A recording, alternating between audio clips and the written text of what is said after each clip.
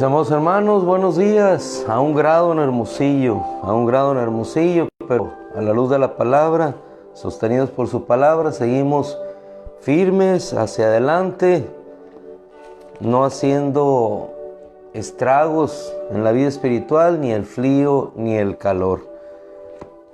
En el día, en la noche, el Señor nos sostendrá. El día de ayer veíamos una palabra en el profeta Isaías, capítulo 50, versículo 4.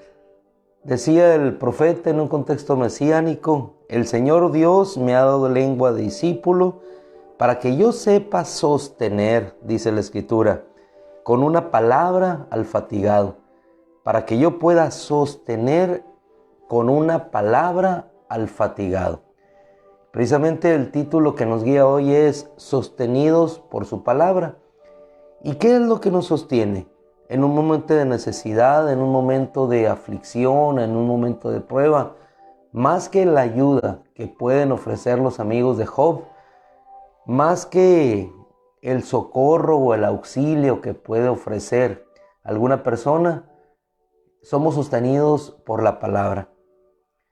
Lo que sostuvo a Job no fue la palabra de sus amigos, el ánimo que ellos quisieron infundirle ante la situación difícil, complicada que él estaba viviendo. No fueron las palabras de sus amigos, fueron las palabras que, venidas de parte de Dios a través de Eliú, pudieron hacer cimbrar su corazón. Y después de aquellas palabras de Eliú, vino la palabra de nuestro Dios, y esa palabra hermosa, reflexiva, que le llevó al conocimiento de lo que él era y de lo que Dios era. En aquella hermosa expresión: Job, ¿me vas a culpar a mí para justificarte tú? Qué preciosidad de palabra que le hizo ver lo que todos sus amigos, con las palabras de ánimo, con las palabras de testimonio de su vida, no pudieron hacer. ¿Por qué fue sostenido Job? Por una palabra. Y así igualmente, hermanos, así como dice la Escritura, sostenidos por una palabra. En ese contexto mesiánico, para que yo sepa sostener, Cristo nos sostiene con la palabra al fatigado. Por eso cada mañana me despierta mi oído, decía el profeta, para escuchar como los discípulos. ¿Y qué escuchamos cada mañana? La voz de nuestro Maestro a través de su palabra. Cuando nosotros vamos al contexto bíblico, vamos a encontrar que antes de que el sol, así como lo anhelamos en esta mañana, de que el sol pueda emitir su luz, irradiar su calor, antes de que el sol pudiera hacer inclusive cualquier acción física y química, dice la Escritura que fue emitida una palabra. Hay alumbreras. Antes de que existieran el sol y la luna, las estrellas y todo lo que hay, existió una palabra. ¿Por qué es sostenido el universo? El universo mismo es sostenido por una palabra, la palabra de su poder. Te voy a invitar que mientras yo avanzo en esta introducción, te vayas buscando ahí en la Escritura, Hebreos 1, versículo 1. Hebreos 1, versículo 1. Todo es sostenido por su palabra. Nosotros somos sostenidos por esa palabra. Antes, inclusive, de que toda planta pudiera salir, germinar, concebir semilla y dar fruto para alimento del hombre, fue la palabra. Esa planta que nos sustenta, que te da alimento, ese trigo que es convertido en harina, esa comida que llevamos a la mesa, cada vez que nosotros llevamos una comida, detrás de eso hay una planta. Y detrás de esa planta creada hay alguien que en algún tiempo, para nosotros, ese Dios creador, emitió una palabra, y por esa palabra nosotros somos sostenidos. ¿Cómo se sostiene nuestra vida? Con el alimento. Pero el alimento a su vez vino por una palabra que Dios dio en un tiempo lejano, en el tiempo, en la historia. Y hoy nosotros todavía seguimos siendo sostenidos. Seguimos siendo sostenidos todavía por la luz del sol. Y el hombre que busca hoy en nuestros días, nuevamente busca la energía de ese astro, que esa estrella que no deja de brillar y de irradiar, una fuente de energía inagotable. Y nos volvemos nuevamente para ser sostenidos por aquello que es sostenido por Él. Antes de que existiera cualquier planta, nuestro Dios emitía una palabra. Por eso bien dice el profeta, sostiene con una palabra el poder de su palabra. Cristo es la palabra. Él es el verbo de Dios. Y el verbo se hizo carne, habita en nosotros, y esa palabra es la que nos sostiene. Antes de que el hombre ni tan siquiera pudiera imaginar su necesidad, en una abundancia en el huerto, porque lo tenía todo, señoreaba en aquel lugar antes de que tan siquiera él pudiera darse cuenta de su necesidad, de lo más profundo necesidad. Dios se dio cuenta de su necesidad, así como Dios se da cuenta de tu necesidad y de la mía, aunque nosotros no lo veamos. Y entonces Él dice, no es bueno que el hombre, que la mujer estén así, entonces le haré la palabra. ¿Qué voy a hacer? Ese es nuestro Dios, que antes de que sucedan todas las cosas, antes de que exista cualquier cosa, antes de que existiera el hombre, hay un huerto en Edén que le espera. Ese es nuestro Dios. Todo ocurre por su palabra. Antes de que Pedro fuera testigo, si nos vamos al Nuevo Testamento, de la gran redada de peces, hubo una palabra. En la tristeza de Pedro, en el desconsuelo de no haber pescado nada ese día, esa noche, viene una palabra. Pedro, boga a aguas profundas. Por eso ese mismo Pedro, sostenido por la palabra, cuando saltó de la barca, Señor, manda a ti que vaya sobre las aguas. El Señor le dijo la palabra, ven.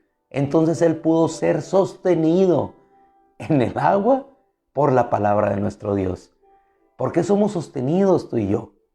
¿Por qué somos sostenidos cada mañana? Por una palabra.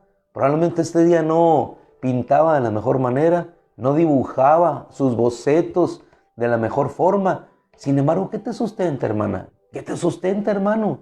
La palabra de nuestro Dios. El hecho de saber que somos nosotros cautivos de esas promesas.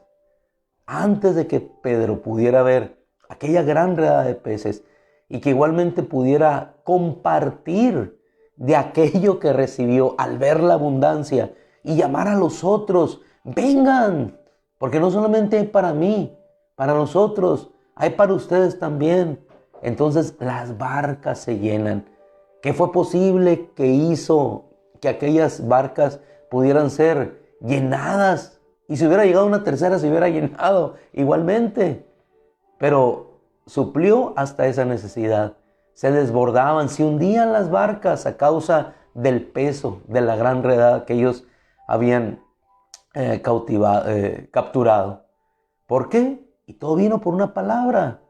¿Y qué sucedió en aquella barca? Igualmente ante las multitudes que venían, que tenían una necesidad en su corazón, una barca vacía fue llenada. ¿Por qué? Por la palabra viva. Y de esa barca vacía, de ahí, llena de la palabra, surgió una palabra para llenar primeramente los corazones de los hombres desconsolados, fatigados, afligidos, y nuevamente ya llenos de esa palabra, entonces después vino el pan. Y así encontramos una y otra vez en toda la Biblia cómo aquellos hombres en el Evangelio de Juan buscaban a Jesús. No llevaban comida, ellos buscaban la palabra.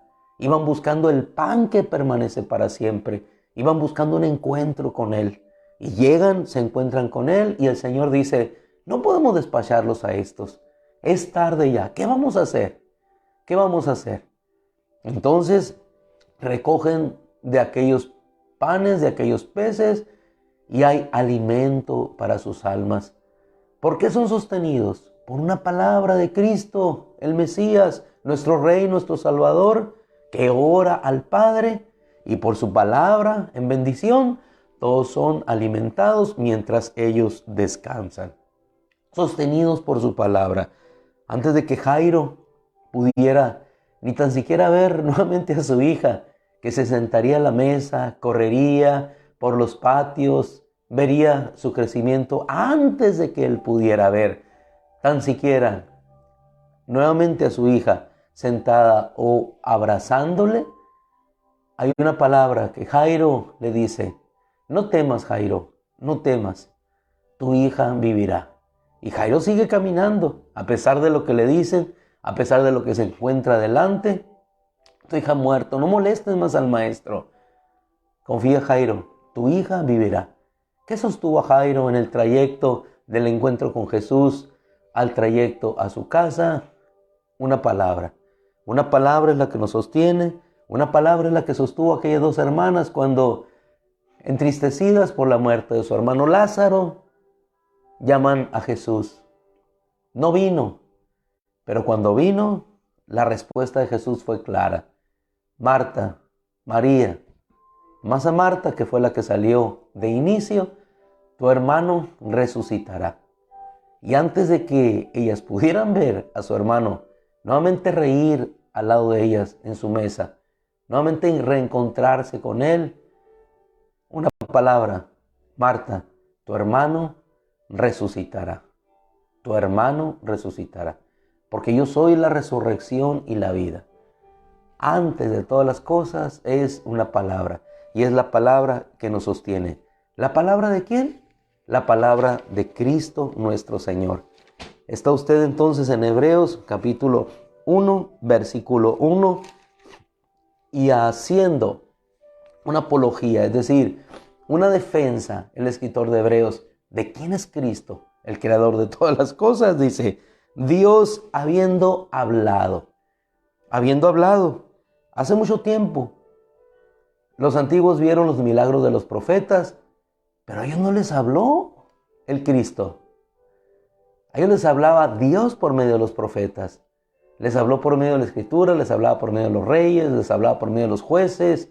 Pero hoy nosotros, hermano, tenemos el gran privilegio, como dice la Escritura, Dios hablando hace mucho tiempo, en muchas ocasiones y de muchas maneras a los padres por los profetas. En estos últimos días nos ha hablado por medio de ¿quién? Por medio de su Hijo. Su Hijo, a quien constituyó heredero de todas las cosas, por medio de quien también hizo el universo. ¿Cómo es sostenida una manzana del árbol? Por un tallo que la sostiene, la mantiene unida. Pero si te preguntas, ¿cómo es sostenido este planeta en el universo?